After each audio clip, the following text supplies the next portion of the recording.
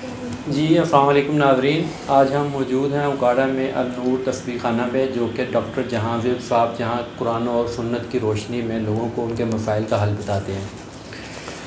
तो आज हम बहुत सारे लोग हज़रात उनके पास आए हैं, जुमा का दिन है और लोग अपने मसाइल का मसाइल बताते हैं और डॉक्टर साहब उनके ऊपर रोशनी डालते हैं और उनका हल बताते हैं।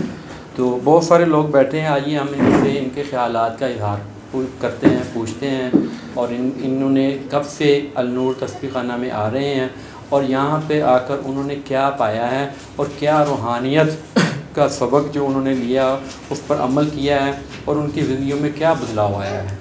जी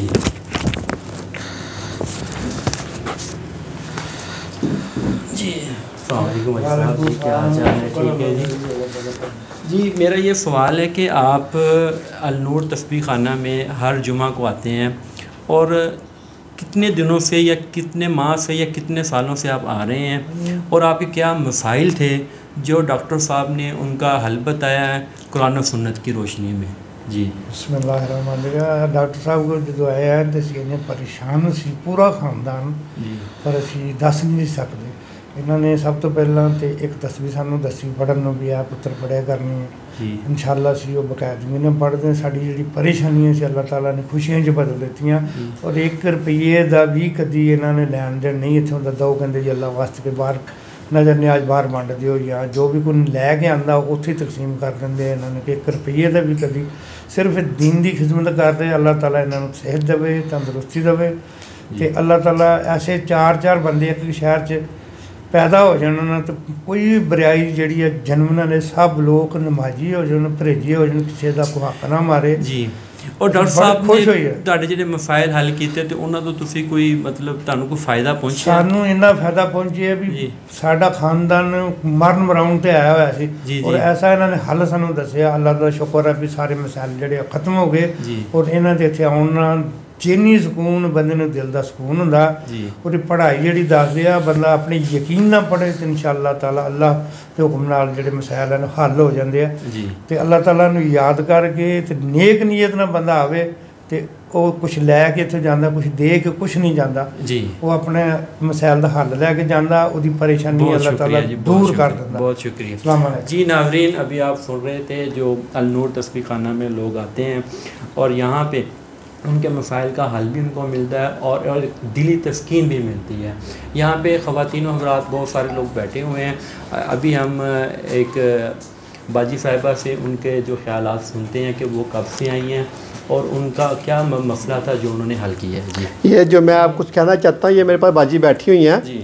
तो इनको ना 3 साल से जिन्नात थे तो अल्लाह ताला ने हल किया मसला उनका।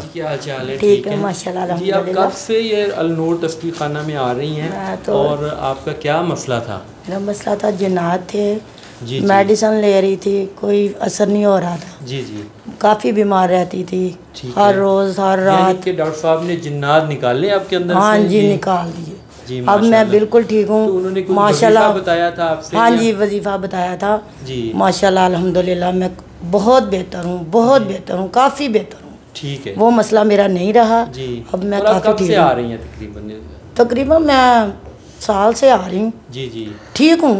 और यहाँ पे जब आप आती हैं तो 30 साल से आपने कोई मुआवजा को लिया जाता है? कोई मुआवजा भी नहीं लेते, बिला मुआवजा डॉक्टर साहब? बिला मुआवजा जी। नाज़रीन अभी आप बहुत अच्छे हैं हमारी एक बहन का ख्यालात सुन रहे थे। वो 1 साल से इस नूर तस्बीह खाना में आ रही हैं और उनको जिन्नात का मसला था तो डॉक्टर साहब ने एक वज़ाइफ बताए हैं और उनको उनके जिन्नात जो है ना उनसे वो निकल गए हैं तो अल्लाह ताला ने उनको शफा दी है।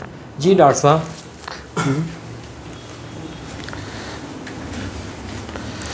जी हाफ़िज़ साहब जी जी साहब अभी हमने लोगों से बात कर रहे थे तो माशाल्लाह लोगों के मसाइल तो बड़े हल हो रहे हैं।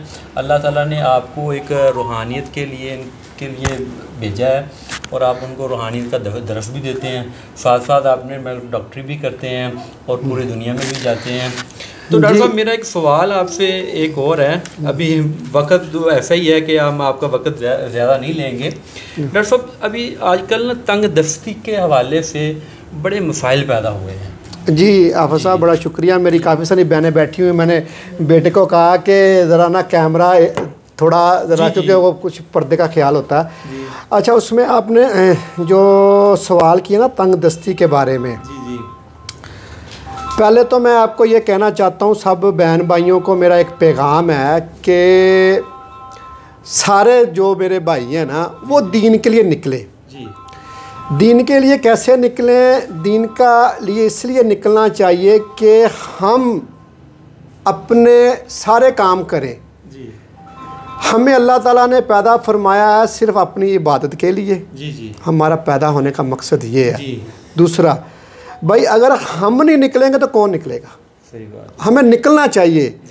हमें ये नहीं करना चाहिए कि यार मैं बहुत बिज़ी हूँ, मुझे बहुत सारे काम हैं, मुझे बहुत सारी है। आप कोई ऐसा टाइम निकालें, रात का एक ऐसा पल निकालें जब आप अल्लाह ताला के सामने सजदा करें और कहें या रब्बल आलमीन, मैं बहुत कमज़ोर हूँ, मैं बहुत माड़ा हूँ, मैं बहुत सारा गुनहगार हूँ, लेकिन मेरा रब तू ही मेरा रब है, तू मालिक है, तू खालिक है। जब अल्लाह से आप रुजू करेंगे तो फिर अल्लाह ताला आपके लिए आसानियाँ पैदा फरमा देंगे। इसलिए मैं आपको एक हदिया कर रहा हूँ। देखो, तंग दस्ती के लिए, तंग दस्ती के लिए हदीस मुबारक बहुत मशहूर है, आपने सुनी भी होगी, लेकिन हम जैसे इसका ज़िक्र करेंगे इतना ही हमें इसका अजर मिलेगा। इब्ने मसूद रज़ी अल्लाह ताला अन्हो के पास हज़रत उस्मान गनी रज़ी अल्लाह ताला गए, उनके पास वो बीमार थे।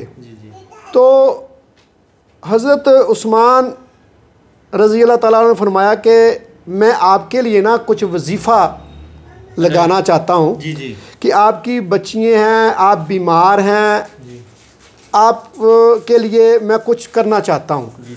तो इब्ने मसूद जो अल्लाह के सहाबी थे, उन्होंने फरमाया कि मुझे किसी चीज़ की ज़रूरत नहीं है। जी सल्लल्लाहु अलैहि वसल्लम ने उन्हें सहाबी थे, तो उन्होंने फरमाया कि मुझे किसी चीज़ की ज़रूरत नहीं। तो हज़रत उस्मान गनी रज़ी अल्लाह ताला अन्हु ने फरमाया कि क्यों नहीं ज़रूरत? तो वो कहने लग पड़े कि मैंने नबी पाक सल्लल्लाहु अलैहि वसल्लम से सुना है कि जो शख्स रात को सूरत वाक़या पढ़ेगा, सूरत वाक़या पढ़ेगा, वो कभी तंग दस्त नहीं होगा, कभी उसके घर में फाका नहीं आएगा। ठीक हो गया? ये हदीस मुबारक है।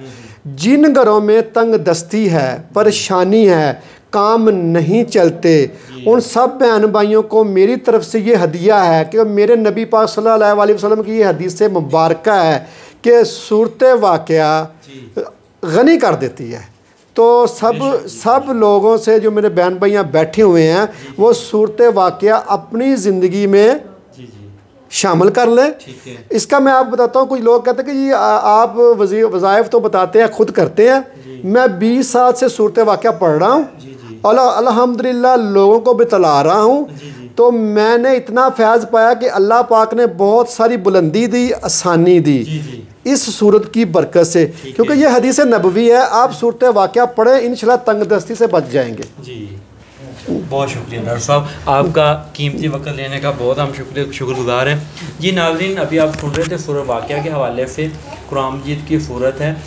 तो अभी आप इस वज़ाइफ का अमल करें और लोगों को शेयर करें और इस वीडियो को भी शेयर करें ताकि आप इस नेकी के सफ़र में अपना भी हिस्सा डाल सकें। जी।